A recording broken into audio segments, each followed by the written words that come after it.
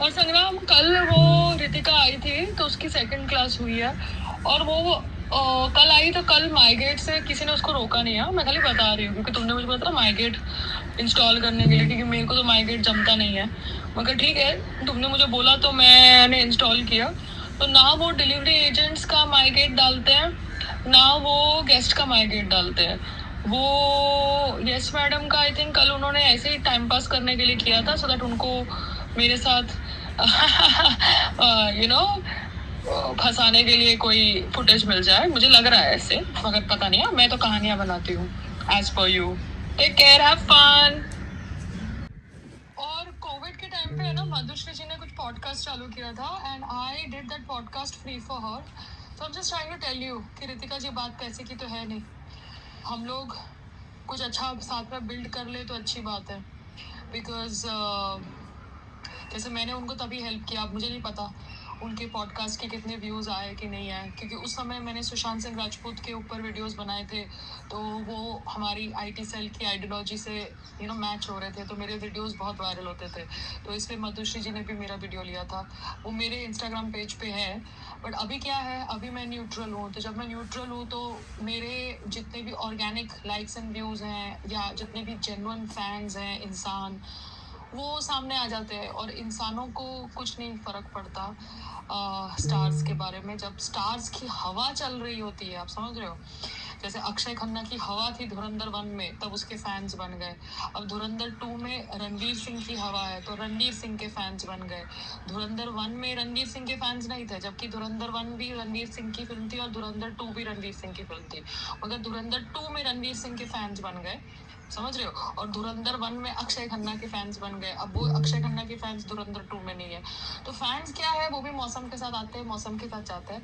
हमको as celebrities, as public figure, अपनी गरिमा, अपना पब्लिक स्टेटस मेंटेन करके रखना पड़ता है, क्योंकि अगर हम अपनी गरिमा नहीं मेंटेन करेंगे तो लोगों को तो कुछ फर्क नहीं पड़ता, उनके लिए तो मसाला हो जाता है। इसलिए मैं आपके साथ कल कुछ चीज़ें शेयर कर रही थी, सो दैट यू अंडरस्टैंड कि मैं भी कितना डिपेंडेंट हूँ आजकल फाइनेंसेस के लिए मेरे हस्बैंड के ऊपर। सो आप मुझे वो सरगम गीत भेज देना, क्योंकि मैंने जो लिखा है वो नीधा प म प, वो आई थिंक सरगम गीत था मेरे हिसाब से, जो 3 ताल में हम कर रहे थे 16 बीट्स में। मगर आप मुझे भेज देना जो आप चाहते हो कि आप मुझे सिखाओगे, तो मैं एटलीस्ट याद कर लूँ। Thank you. एक बार हम फील्ड पे फेंक दिए जाते हैं, फिर उसके बाद हम कैसे खेलते हैं वो हमारी अपब्रिंगिंग है, हमारी शिक्षा है, हमारी वैल्यूज़ हैं, समझ रहे हो। अब मैं जब भी रियलिटी शोज़ में गई, मेरे साथ जो भी लड़कियां भिड़ी, गालियां उन्होंने दी, गला उन्होंने दबाने की कोशिश की, ठीक है ना। मैंने तो सिर्फ उनको डाउन मार्केट ही बोला, बिकॉज मैं उनको डाउन मार्केट समझती हूँ। मगर वो उनकी परवरिश, और उनकी परवरिश में गालियाँ देना नॉर्मल है, it's not a big deal. और वाई शुड आई जज देम, बिकॉज आदमी भी तो गालियाँ देते हैं, तो फिर अगर वो एज औरतें गालियाँ देती तो क्या बड़ी बात हुई। But that is their way of living their life, I don't want to live my life like that way, ठीक है। मेरे मुंह से अभी फक निकल गया वही बहुत है, but that is just a slang which is set in my mouth, that's about it. Fool निकल गया, स्टूपिड निकल गया, इडियट निकल गया, डफर निकल गया, that's it, because that is the English slang. मगर मैं गालियाँ नहीं देती जैसे वो शो के अंदर औरतें दे रही थी गालियाँ, मेरा गला दबा दबा के।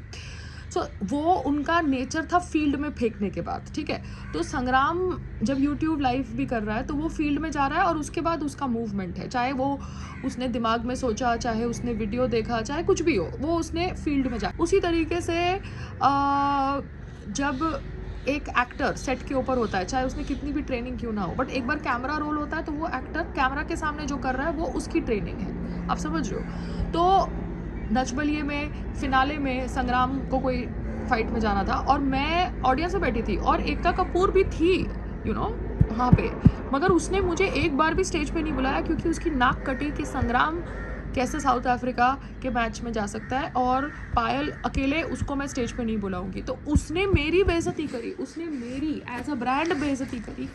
क्योंकि उसको हम दोनों चाहिए थे स्टेज के ऊपर, जबकि उसने खुद अपने नच बलिए के शो में रश्मि देसाई को यूएस भेज दिया था, जब उसने पैर टूटने का ड्रामा किया था, फेक ड्रामा किया था, और वो यूएस जाके आ गई थी, ठीक है। तो ये जो रियलिटी शो के विनर्स होते हैं ना, ये भी सब फकिंग फेक होते हैं, चाहे वो कॉमेडियन जीता या कोई और जीता। तो अच्छा है मैं मेरा लास्ट रियलिटी शो नहीं जीती, क्योंकि मैं फेक नहीं थी, मैं रियल थी। तो मेरे को कम वोट आए, अच्छा है नहीं आए।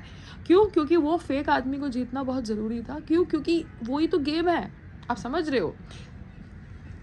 वो संग्राम के टाइम पे भी कोई फेक औरत ही जीती थी शो, मगर उसको रियल बताया गया। मुझे नहीं पता ना कौन क्या है, मैं तो खाली अपने बारे में बता रही हूँ कि ये वोटिंग के ऊपर, ये फील्ड के ऊपर प्लेयर्स कैसे खेलते हैं। तो नच बलिए के टाइम पे मैं ऑडियंस में बैठी हूँ मेरी मम्मी के साथ, मगर एकता कपूर की क्रिएटिव टीम ने मुझे एक बार भी स्टेज पे नहीं बुलाया। अब एकता कपूर की या तो इतनी चलती नहीं है, या तो उसके पीछे कोई बैठा है जो इतना वेट कर रहा था मुझे प्रोवोक करके कि मैं कुछ रिएक्ट करूँ, मगर मैंने रिएक्ट नहीं किया। मैं शो करी और मैं निकल गई और मैं अपने पैसे लेके बैठ गई। और इसलिए मैं बहुत पर्टिकुलर हूँ जब एकता कपूर के साथ काम करती कि भैया मुझे मेरे पैसे चाहिए।